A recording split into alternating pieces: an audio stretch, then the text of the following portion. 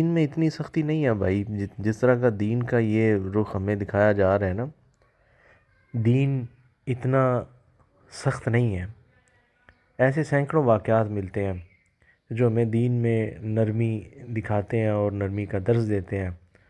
بالخصوص کریم آقا صلی اللہ علیہ وآلہ وسلم کی زندگی کا اگر ہم مطالعہ کریں تو ہمیں پتہ چلتا ہے کہ دین تو اصل میں ہے ہی نرمی کا درس۔ ابو ہریرہ رضی اللہ تعالیٰ عنہ کا ایک واقعہ یاد آ رہا ہے کہ ایک دفعہ حضرت ابو ہریرہ رضی اللہ تعالیٰ عنہ کریم آقا صلی اللہ علیہ وآلہ وسلم کی بارگاہ میں حاضر ہوئے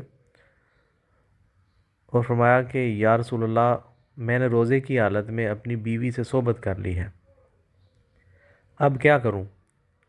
نبی کریم صلی اللہ علیہ وآلہ وسلم نے فرمایا، کیا تم غلام آزاد کر سکتے ہو؟ تو حضرت ابو ہریرہ نے کہا کہ نہیں یا رسول اللہ۔ تو آپ صلی اللہ علیہ وآلہ وسلم نے فرمایا کہ کیا مسلسل 2 مہینے کے روزے رکھ سکتے ہو؟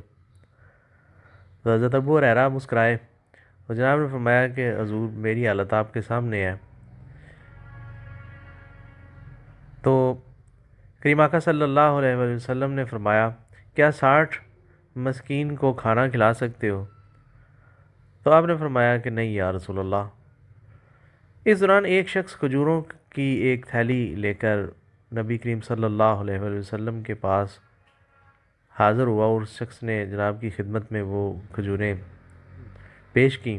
تو رسول اللہ صلی اللہ علیہ وآلہ وسلم نے وہ کھجوریں حضرت ابو ہریرہ کو دیں اور جناب نے فرمایا کہ ابو ہریرہ، یہ کھجوریں مسکینوں میں تقسیم کر دو۔ تو حضرت ابو ہریرہ رضی اللہ تعالیٰ عنہ نے فرمایا کہ یا رسول اللہ، کیا میں اپنے گھر والوں کو دے دوں؟ مدینہ میں ہم سے زیادہ محتاج کوئی نہیں ہے۔ یہ سن کر کریم آقا صلی اللہ علیہ وآلہ وسلم اور صحابہ کرام ہنس پڑے، حتیٰ کہ نبی کریم صلی اللہ علیہ وآلہ وسلم کے دندان مبارک نظر آ گئے اور فرمایا، اچھا جاؤ اور اپنے گھر والوں کو کھلا دو۔ بخاری شریف کی حدیث ہے یہ۔ اور سوچنے والی بات ہے کہ اگر تو دین جس طرح کا دین یہ آج کل کے زیادہ تر علماء، کیونکہ سب علماء کی بات تو نہیں کر رہے ہم، آج کل کے یہ زیادہ تر علماء دین کا جو رخ ہمیں دکھا رہے ہیں، دین میں جو سختی ہمیں دکھا رہے ہیں، تو کریم آقا صلی اللہ علیہ وآلہ وسلم نے اس سختی کو نہیں لاگو کیا۔ دین میں نرمی ہے اور دین میں مسلسل نرمی ہے، بلکہ کریم آقا صلی اللہ علیہ وآلہ وسلم کا تو رویہ اپنے صحابہ کے ساتھ بڑا ایک شفیق اور محبت بھرا انداز تھا، اور اکثر ایسا ہوا کرتا تھا کہ کریم آقا صلی اللہ علیہ وآلہ وسلم اپنے صحابہ کے ساتھ ہنسی مذاق بھی کر لیا کرتے تھے۔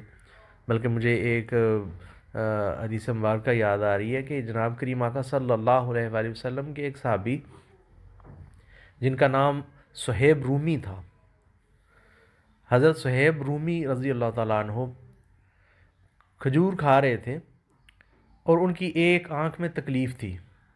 نبی کریم صلی اللہ علیہ وآلہ وسلم نے بڑے مزاحیہ انداز میں فرمایا کہ صہیب، تمہاری آنکھ میں تکلیف ہے اور تم کھجور کھا رہے ہو؟